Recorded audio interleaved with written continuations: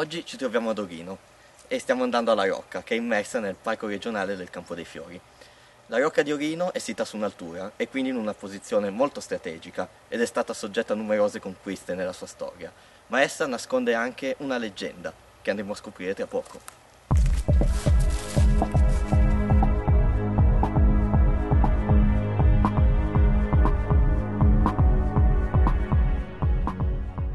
Questa costruzione risale all'anno 1100, o meglio, le prime tracce scritte di questa fortificazione si hanno intorno a quell'epoca. Non è escluso che su questo luogo ci fosse già una fortificazione precedente di periodo romano, forse addirittura pre-romano, però questo non lo possiamo sapere.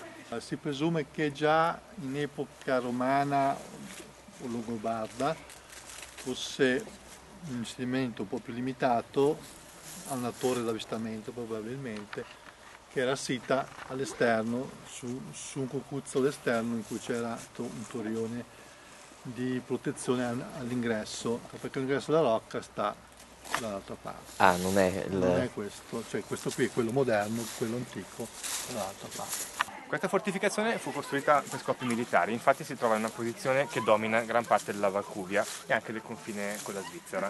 Poi verso il 1100 probabilmente esisteva soltanto un castello recinto, c'era solo il recinto con delle torri, serviva a proteggere la popolazione locale da bande organizzate o di piccoli eserciti che ai tempi facevano parecchie scorrerie, tant'è che anche i saraceni arrivavano fin dall'altra parte del Lago Maggiore, perché salivano il Rodano e poi dalla Svizzera scendevano. In epoca viscontea il recinto viene integrato con la costruzione in fondo, no? che è la cosiddetta rocchetta, che era proprio l'abitazione del signorotto, del capitano. Probabilmente contava una truppa di poche persone, nel senso che era solo un punto di avvistamento e di controllo, okay? Non era direttamente impegnato su fronti di guerre.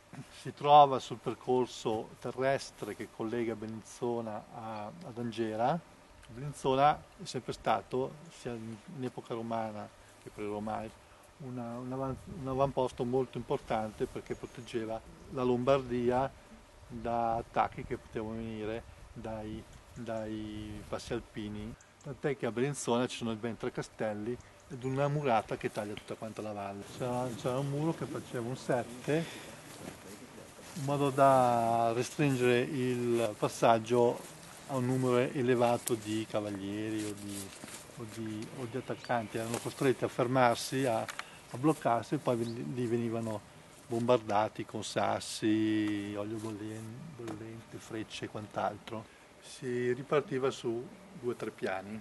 Queste sono delle vasche di raccolta dell'acqua piovana e poi scaricata in una cisterna che è lì sotto. Fino a qualche anno fa funzionava. Il cortiletto. E queste sono le due uscite. E da una si usciva nella costruzione forse più antica che c'era, che era questo torrione che poteva anche essere di epoca longobarda, però andrebbe scavato per vedere le fondazioni. E poi invece la seconda portina è quella che portava al cosiddetto cunicolo, passaggio segreto, che in realtà non era scavato nel terreno, ma in realtà era probabilmente un finto terrazzamento realizzato ad hoc, in modo che all'interno ci fosse la possibilità di poterci passare. Okay? Sopra c'era la vigna, c'era coltivazione, sotto passavano, scappavano oppure aggredivano poi dopo gli eventuali assalitori. Questo è un muro molto spesso, circa 1,80 m di spessore, fatto con 2 paramenti, no? Sono due corsi di pietrame regolare all'interno del quale è stato effettuato un riempimento con calce e sassi per resistere alle armi da fuoco pesanti, bombarde, cose delle prime. E qua si scende poi in questo locale che vabbè, è crollato, però era la cosiddetta cantina o segreta o prigione. Okay.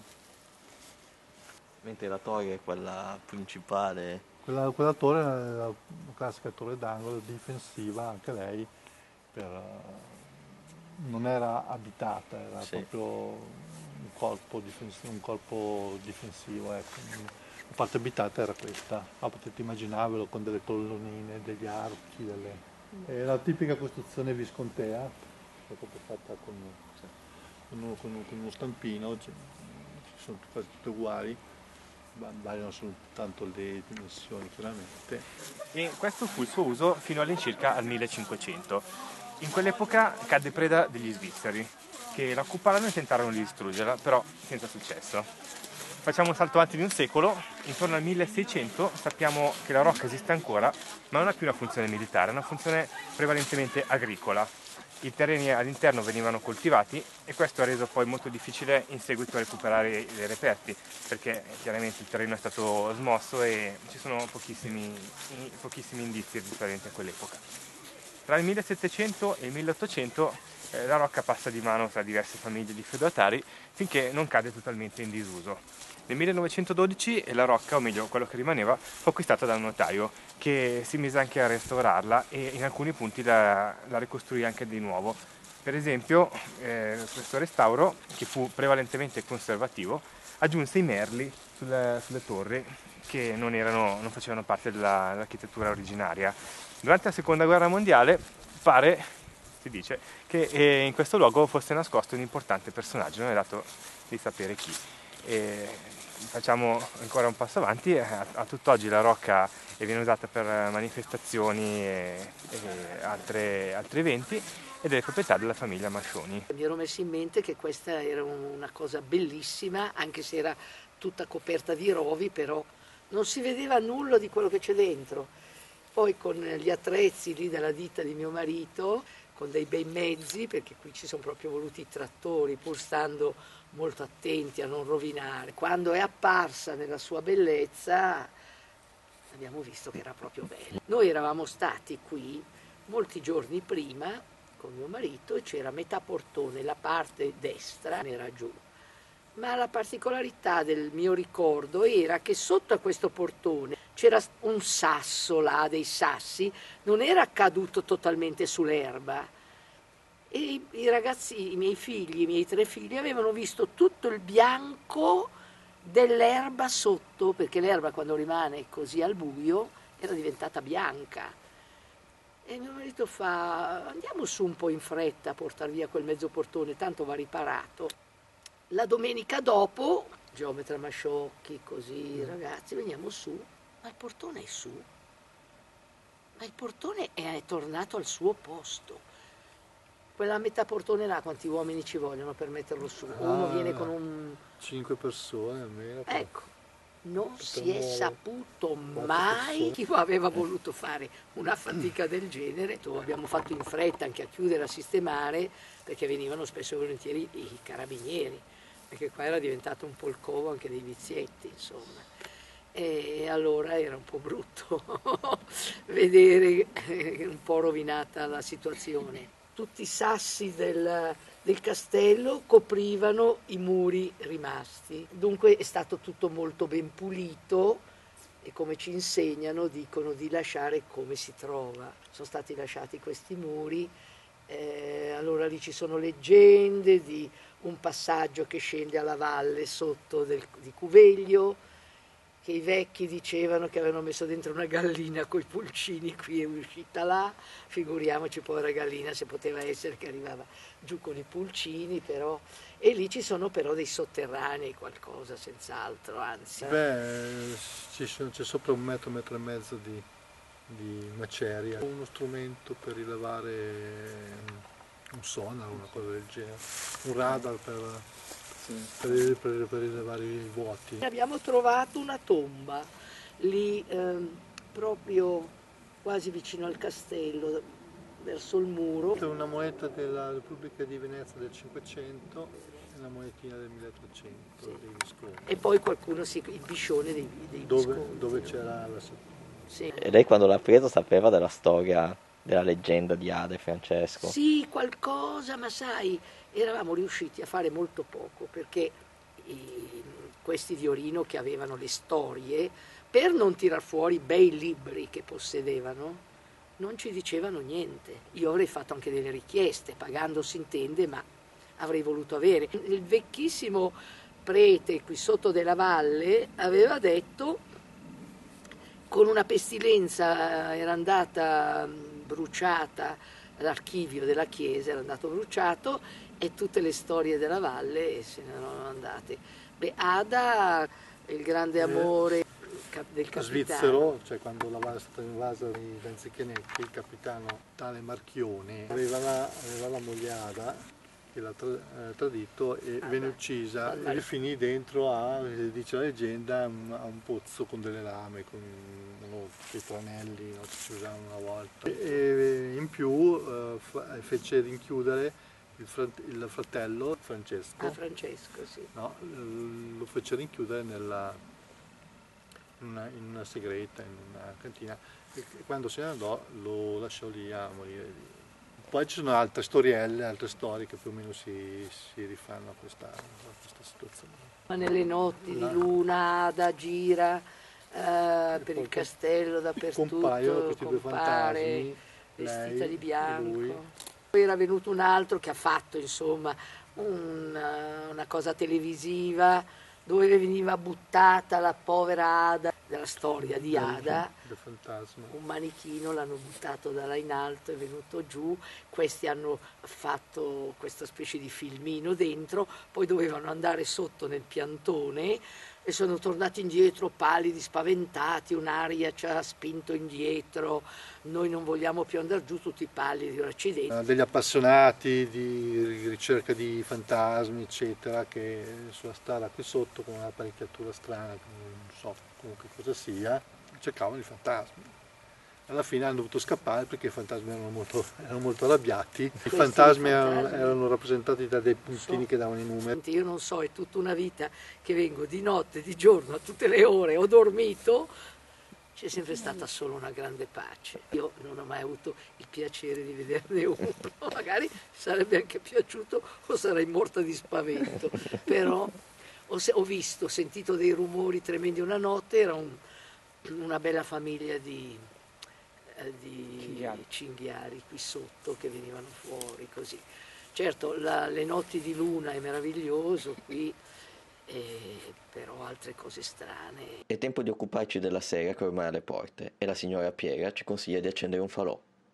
Abbiamo già trovato una cosa curiosa nel falò al centro del giardino e sono queste lune. Qualcuno ha evidentemente provato a fare chissà cosa con il fuoco e adesso le abbiamo salvate, le tradurremo anche per capire che cosa era nelle intenzioni di chi è venuto qui prima di noi.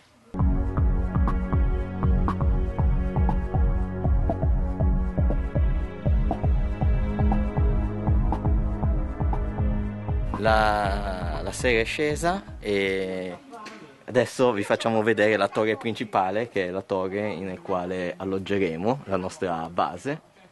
Questo è il portone d'ingresso in cui abbiamo già portato il nostro materiale. Si sale, questo è un piccolo soppalco.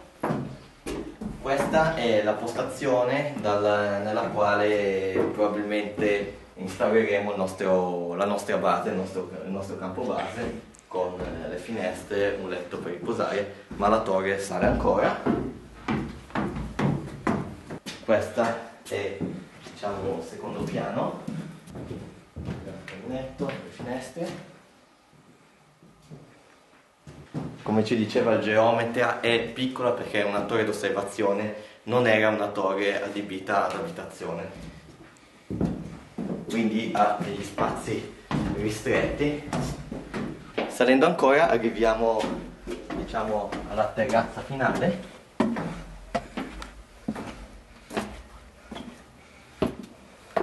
Da cui si può ammirare anche il paesaggio dall'alto della valle. Questa volta la location, essendo in provincia di Varese, è situata vicino alle nostre case e quindi abbiamo anche un folto seguito.